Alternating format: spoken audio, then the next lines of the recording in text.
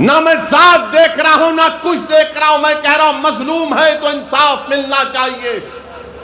ये अखिलेश की सियासत है कि यादव बीजेपी का होगा तो मैं उसके लिए आवाज उठाऊंगा। ये पीडीए का असली चेहरा है आपके सामने। तो मेरे अजीज दोस्तों और बुजुर्गों, जो लोग हमको मोहन भागवत से मिलाते हैं, अब जाकर तुम्हारे नेता से पूछो। बिहार में भी अखिलेश यादव अपने 5 मुस्लिम, कितने 2 या 4 मुस्लिम विधायक को बिहार भिजाए और हर जगह पर जाकर ओवैसी के बारे में बोलो, ओवैसी के बारे में बोलो। ऐसा लग रहा था कि हमारे सास ससुरे भी इतना नाम नहीं लेते, हमारा ही वजीफा पढ़ रहे थे। सीमांचल की जनता ने कहा कुछ नहीं, वोट कटेगा नहीं, मंजलिस को वोट जाएगा, पतंग छाप को वोट जाएगा।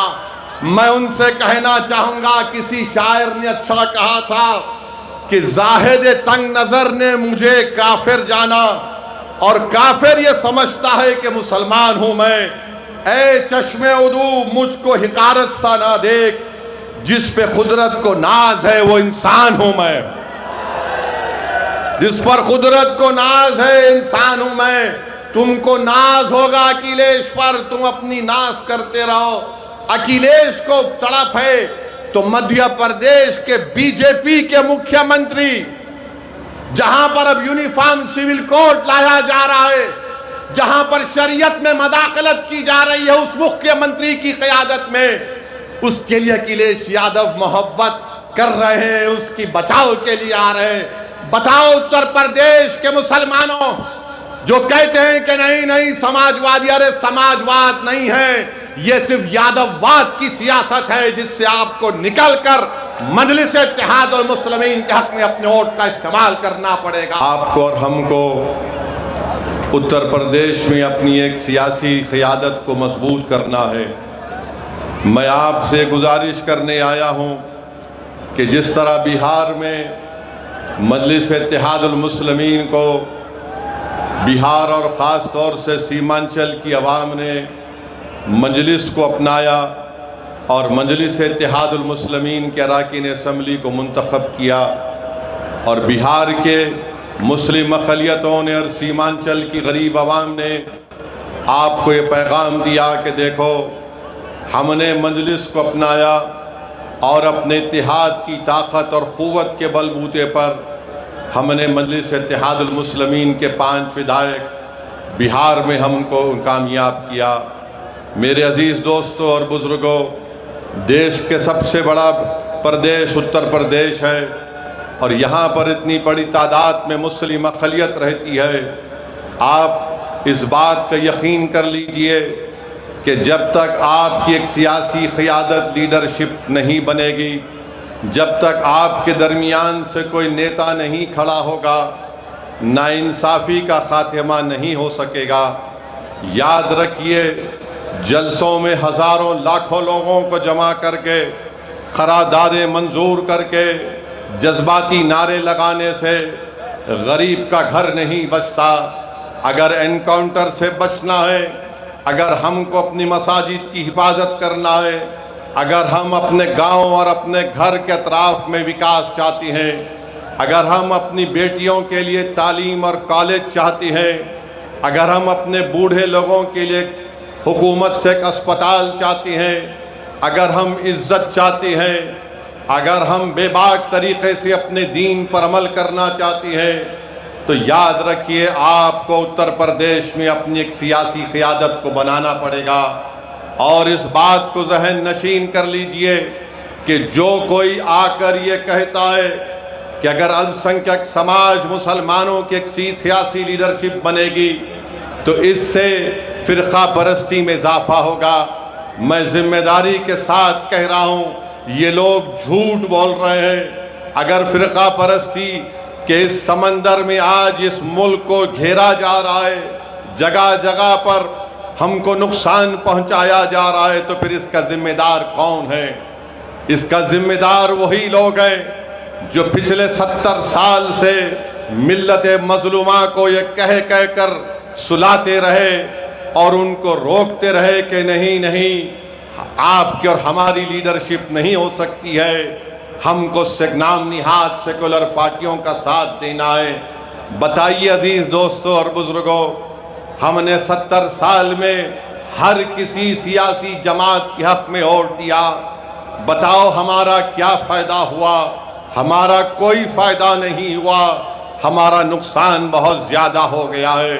इसीलिए मैं आज आपसे फिर से अपील कर रहा हूँ कि मुत्तहदा तौर पर आप अपने वोट का सही इस्तेमाल करते हुए आने वाले असम्बली और विधानसभा के चुनाव में मजलिस इत्तेहादुल मुस्लिमीन के उम्मीदवारों को आप कामयाब करिए।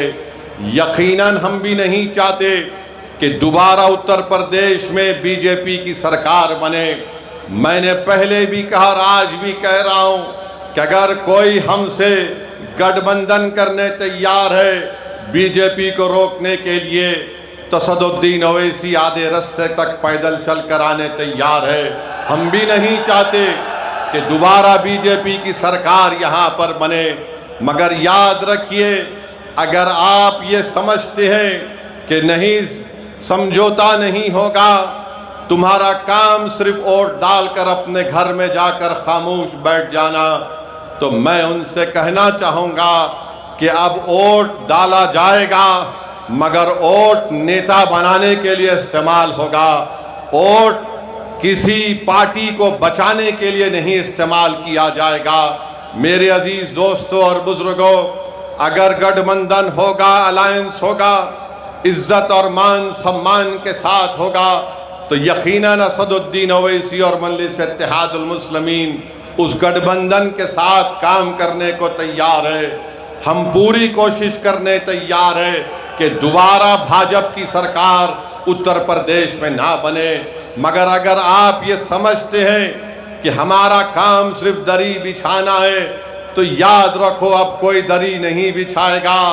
अब दरी बिछाने के दिन ख़त्म हो चुके हैं। चाहे वो नौजवान हो, चाहे वो बुजुर्ग हो, या हमारी इज़्ज़तदार माँ और बहनें हैं, वो इस बात को महसूस कर लिए हैं कि अब दरी नहीं बिछाएगी, अब हक की और मान सम्मान की लड़ाई होगी। अब नेता बनाया जाएगा, अब लीडरशिप बनाई जाएगी और ऐसा लीडर बनाया जाएगा जो उत्तर प्रदेश की विधानसभा में जाकर अंधा, गूंगा और बहरा बनकर ना बैठे, बल्कि जब मस्जिदों को शहीद किया जा रहा है तो उनको अपनी जमीन की आवाज पर उस विधानसभा के दरो दीवार को हिला के रखना चाहिए था। मगर आज हम देख रहे हैं कि वो खामोश बैठे हुए। तो मेरे अजीज दोस्तों और बुजुर्गों, मेरी आपसे अपील है कि याद रखिए, नेता आपको बनना है। ओवैसी हैदराबाद से निकलकर यहाँ पर बिजनौर में और नजीबाबाद में इसलिए नहीं आया कि मैं अपनी तकरीर के जरिए तुमसे वाह वाह हासिल करूं। मैं आया हूं और आता रहूंगा इंशाअल्लाह ताला। अल्लाह जब तक मुझे जिंदा रखेगा, मेरी जिंदगी का मकसद एक ही है कि भारत के कोने कोने में मुसलमानों का नेता बने, जो बनेगा इंशाअल्लाह ताला। जो कोई नाम निहाद सेकुलर पार्टी नहीं चाहती। बीजेपी तो मुसलमान को टिकट भी नहीं देती, और ये जो अपने आप को सेकुलर कहती हैं, ये किसी को टिकट देती हैं तो किसी को टिकट देकर गुलाम बनाने के लिए देती है। मजलिस आपसे कह रही है कि तुम गुलाम नहीं बनोगे, तुम कायद बनोगे, तुम हुक्मरान बनोगे, तुम गरीबों की आवाज बनोगे, तुम मजलूमों की ताकत बनोगे। ये मजलिस इत्तेहादुल मुस्लिमीन का पैगाम है। मेरे अजीज दोस्तों और बुजुर्गों, मैं आपसे अपील कर रहा हूं कि आपने सबको आजमा लिया, मगर आप देखते ये हैं कि कोई फिरका परस्ती को रोक नहीं पा रहा है। आखिर कब तक हम सिर्फ वोट डालने वाले बनकर रहेंगे? याद रखिए, जमहूरियत लोकशाही में अगर आप वोटर बनकर रहेंगे तो आपके मसाइल हल नहीं होंगे, आपके महल्लों में और गांव में विकास का काम नहीं होगा। अगर आप शहरी बनेंगे, हुकूक के साथ शहरी बनेंगे, तो हमारे बच्चों का मुस्तकबिल अच्छा होगा, हमारी नौजवानों की जवानी अच्छी रहेगी, हम अपने बुजुर्गों के ख्वाबों को पूरा कर सकेंगे। हम अपने घर में हमारी माओ की आंख में आंसू नहीं बल्कि उनके चेहरों पर मुस्कुराहट देखेंगे अगर आप मुत्तहिदा तौर पर अपने वोट का इस्तेमाल करेंगे मजलिस इत्तेहादुल मुस्लिमीन के हक में। मेरे अजीज दोस्तों और बुजुर्गों, आप जानते हैं कि उत्तर प्रदेश में आज क्या क्या क्या हो रहा है।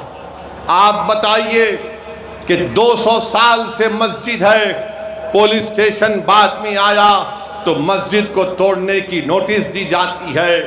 250 साल से मस्जिद है, रेलवे स्टेशन बाद में आया तो नोटिस दी जाती है मस्जिद को तोड़ने के लिए।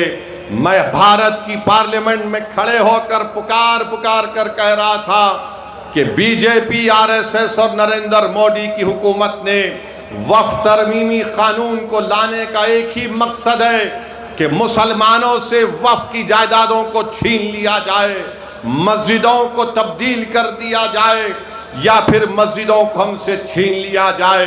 बताओ आज संभल की मस्जिद को किस बुनियाद पर शहीद कर दिया गया। मैं पुकार पुकार कर कह रहा था तो मजलिस के मुखालिफीन कह रहे थे कि असदुद्दीन ओवैसी जज्बाती तकरीर करता है। अरे मैं कह रहा था कि वक्फ बायूजर खत्म हो जाएगा तो नादान कह रहे थे नहीं नहीं वक्फ बायूजर रहेगा। अरे वक्फ बायूजर अगर है तो बताओ संभल की मस्जिद को किस बुनियाद पर तोड़ा गया। अगर वक्फ बायूजर कानून में है तो फिर नोटिस किस बुनियाद पर मीरठ और दीगर जगहों पर मस्जिदों को दी जा रही है। मेरे अजीज दोस्तों और बुजुर्गों, याद रखो फिरका परस्ती से मुकाबला अगर करना है तो जमहूरी तरीके से करना है। हमको कानून को अपने हाथ में नहीं लेना है। मैं नहीं चाहता कि कोई नौजवान अपनी जान की बाजी लगा दे और मैं नौजवानों से कह रहा हूं कि अल्लाह तुम्हारे जज्बे को सलामत रखे और अगर जिस दिन जरूरत पड़ेगी जान की बाजी लगाने के लिए तो इंशाअल्लाह ताला पहले असदुद्दीन ओवैसी अपनी जान को आपके इत्तेहाद और आपके वक़ार के लिए कुर्बान कर देगा। मगर नौजवानों, ये हाल आज हम देख रहे हैं कि कैसे उत्तर प्रदेश में एक ही समुदाय को टारगेट किया जा रहा है। गंगा में कश्ती में रमजान के दिन में हमारे 14 मुस्लिम नौजवानों ने रोजा खोला। उन पर इल्जाम लगा दिया गया कि उन्होंने गोश्त खाकर हड्डियां गंगा नदी में फेंक दी। 2 महीने तक वो 14 मुस्लिम बच्चे जेल में थे, 2 महीने तक जेल में थे। कितने ये नाम निहाद सेकुलर पार्टी के नेताओं ने अपनी आवाज उठाई, अपनी जबान को जुम्बिश दी, सब गूंगे बनकर बैठ गए। एक दीवाना मजलिस का वैसी पुकार रहा था ये बच्चों पे जुल्म हुआ है, जुल्म हुआ है। और वही आप देखते हैं कि चंद दिन पहले एक वीडियो आई कि कोई लोग कश्ती में बैठकर शराब भी पी रहे हैं, मुर्ग भी गोश्त पका रहे हैं। उनको पुलिस ने अरेस्ट किया और दूसरे दिन उनकी बेल हो गई, दूसरे दिन उनकी बेल हो गई। बताओ कानून के इस्तेमाल में भी इस तरह का इम्तियाज होता है, कानून के इस्तेमाल में भी नरमी दिखाई जाती है। जो मुसलमान थे वो 2 महीने जेल में थे बच्चे, और जो मुसलमान नहीं थे 24 घंटे के अंदर उनको बेल मिल जाती है। बताओ ये खुली फिरका परस्ती भाजपा और आरएसएस की और योगी आदित्यनाथ की नहीं है तो फिर किसकी है बताइए आप। 24 घंटे में बेल हो गई और वो बच्चे 14 दिन तक जेल की सलाखों में परेशान रहे। पूरा रमजान वहां पर गुजार दिया, ईद वहीं पर गुजार दी। मेरे अजीज दोस्तों और बुजुर्गों, ये नाम निहाद सेकुलर पार्टी के कायदीन गूंगे बनकर ये सब तमाशा देख रहे थे। मेरे अजीज दोस्तों और बुजुर्गों, मेरी आपसे गुजारिश है कि आप इन बात पर गौर फरमाइए।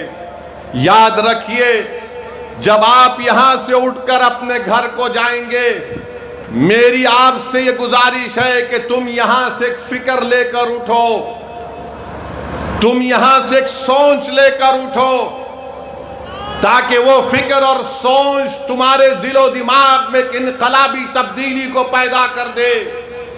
याद रखो, बीजेपी और आरएसएस को रोकने की जिम्मेदारी सिर्फ उत्तर प्रदेश के मुसलमानों की नहीं है, उत्तर प्रदेश के हर नागरिक की जिम्मेदारी है।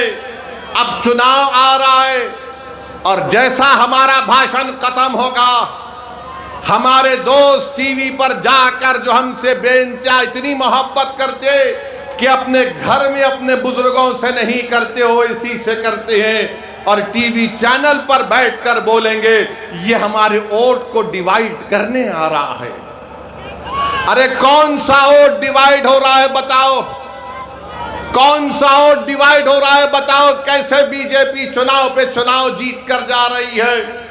बंगाल का इलेक्शन हम लड़ने गए, 280 विधानसभा की सीट 11 हम लड़े, वहां पर भी यही इल्जाम लगा दिए। और जब ममता बनर्जी हार गई और हारने के 10 दिन के अंदर उनके 20 सांसद बीजेपी मोदी अमित शाह के साथ बैठकर चाय पी रहे हैं। उन सांसद में वो भी लोग थे जो दिन रात मुझे गाली देते थे, आज वो मोदी अमित शाह के साथ बैठकर चाय पी रहे हैं। बताओ क्या तुम्हारी जबानें खामोश क्यों हैं? कैसे चले गए मोदी अमित शाह बीजेपी के पास? वो 60 विधायक भाग गए ममता के। मैं पुकार पुकार कर कह रहा था कि बंगाल के मुसलमानों से ममता बनर्जी ने धोखा दिया उनको। मैं आदादो शुमार पेश करता रहा और आज भी पेश कर सकता हूं। ममता बनर्जी ने मुसलमानों के लिए कुछ नहीं किया सिवाय नाटक के कि ईद के दिन ईदगाह के सामने आकर सर पर कपड़ा डालकर हाथ ऐसा करके दुआ करके ये बताना कि देखो मैं तुम्हारी हमदर्द हूं। अरे हमदर्द अगर है तो गरीबी का खात्मा क्यों नहीं हुआ? हमदर्द अगर है तो हमारी बहनें जो मालदा मुर्शिदाबाद में 900,000 रुपये लेकर 1000 बीड़ी बनाती हैं, मेरे भाई याद रखिए अब आपकी जिम्मेदारी है कि आप मुत्तहदा तौर पर अपने वोट का सही इस्तेमाल करें। यहां पर आपने देखा कि 3 मर्तबा आपने समाजवादी पार्टी के तस्लीम साहब को आपने तस्लीम किया।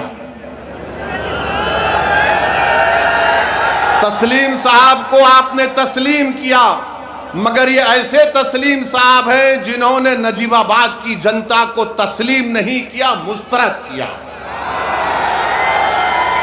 हम साल में 2 मर्तबा चांद देखकर हमारे उलमा ईद का ऐलान करते हैं। ये ऐसा चांद है जो 5 साल में एक मर्तबा नजर आता है। और आपने बीजेपी के डर से उनको वोट दिया तो तस्लीम साहब ने समझ लिया कि मुझे नजीबाबाद में कुछ काम करने की जरूरत नहीं है, मैं बीजेपी का नाम लेके डराऊंगा तो लोग मुझे तस्लीम कर लेंगे। सुन लो तस्लीम साहब, अब नजीबाबाद की जनता मजलिस इत्तेहादुल मुस्लिमीन को तस्लीम करेगी और कबूल करेगी, क्योंकि आपने तो कोई काम ही नहीं किया। आपसे कहा गया रोड का काम करवाओ तो आपने कह दिया मैंने रोड के काम को रुका दिया। आपने कहा कि मैंने रोड के काम को रुका दिया। गवर्नमेंट गर्ल्स का इंटर कॉलेज नहीं है, मेडिकल कॉलेज मंजूर हुआ, तस्लीम साहब सोते रहे, वो कॉलेज कहीं और चला गया। एक बाईपास जो आजाद चौक झंडा चौक से हरिद्वार तक जाता है, इन्होंने कहा कि मैंने इसके काम को रुकवा दिया। क्यों रुकवाया भाई? आपके पेट में दर्द हो रहा था तस्लीम साहब जो आपने इस काम को रुका दिया। कोई विधायक ऐसा भी होता है कि काम को रुका देगा, मगर तस्लीम साहब को लगता है कि भाजपा का डर दिखाओ और इन लोगों को वोट हासिल कर लो। अब आप जानते हैं कि नजीबाबाद में विकास शहर में कोई नहीं हुआ। ये पूरी समाजवादी की लीडरशिप ढीली लीडरशिप है, एकदम बिल्कुल ढीली लीडरशिप है।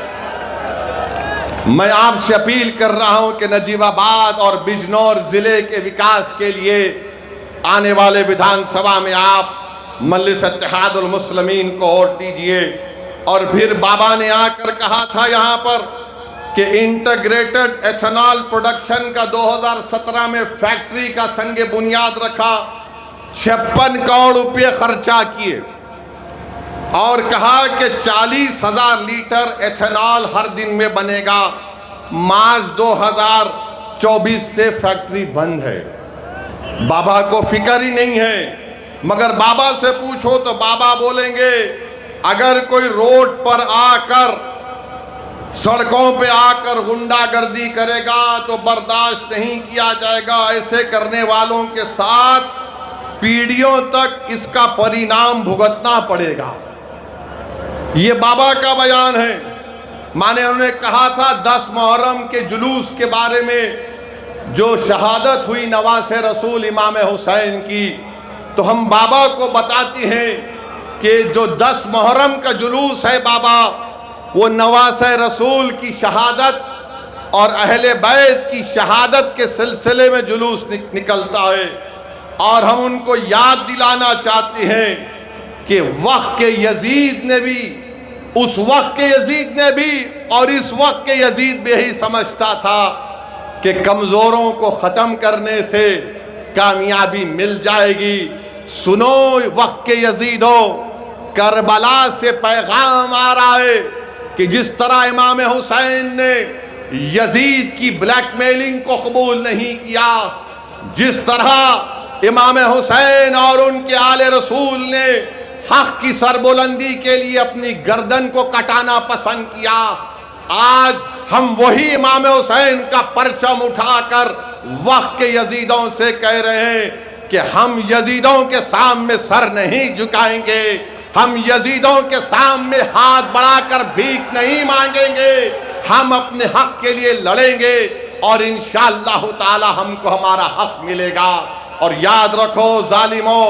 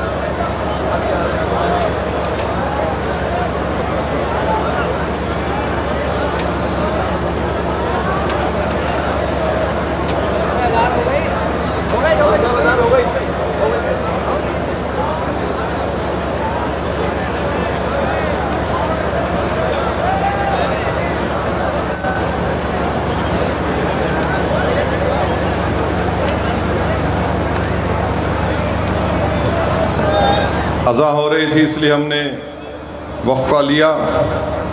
मेरे अज़ीज़ दोस्तों और बुज़ुर्गों, किसी शायर ने अच्छा कहा, जुल्म फिर जुल्म है, जुल्म बढ़ता है तो दब जाता है, खून फिर खून है, टपकेगा तो जम जाएगा। तो मेरे अज़ीज़ दोस्तों और बुज़ुर्गों, आप जानते हैं कि यहाँ पर नजीबाबाद में एक शुगर मिल का भी क्या हाल होकर रह गया। बाबा कहते हैं कि पीढ़ियाँ याद रखी जाएंगी, पिछले साल किसकी इबादतगाह के सामने तमाशा किया गया था वो आप जानते हैं। मगर आज हम देख रहे हैं कि आज हमको एक तरफ से डराया जाता है। अखिलेश कहते हैं कि अगर वोट मुझे नहीं दोगे तो कभी चुनाव नहीं होगा।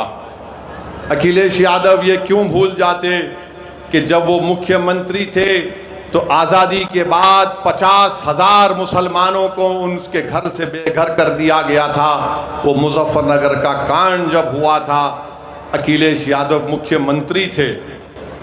उन्हीं के उस गलतियों की बिना पर आज हम देखते हैं कि बीजेपी इक़्तिदार पर आकर बैठ गई और बोलते हैं कि चुनाव नहीं होगा।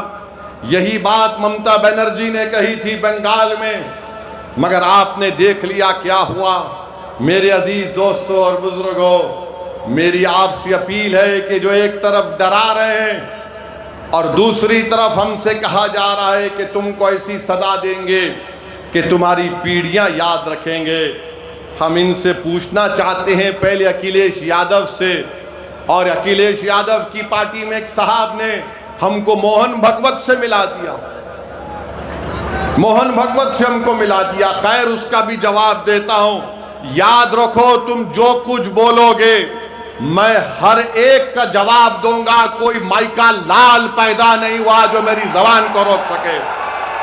संविधान और जमहूरियत के दायरे में रहकर बोल रहा हूं। एक मध्य प्रदेश के मुख्यमंत्री हैं बीजेपी के, उनका नाम है मोहन यादव साहब। इंडियन एक्सप्रेस अखबार ने एक खबर छापी कि मोहन यादव साहब के परिवार ने जमीनात के कारोबार करके, जहां पर मध्य प्रदेश की बीजेपी सरकार ने विकास का काम करवाया, वहां पर मोहन यादव साहब और उनके परिवार ने उन जगह पर जमीन खरीदकर फायदा उठाया।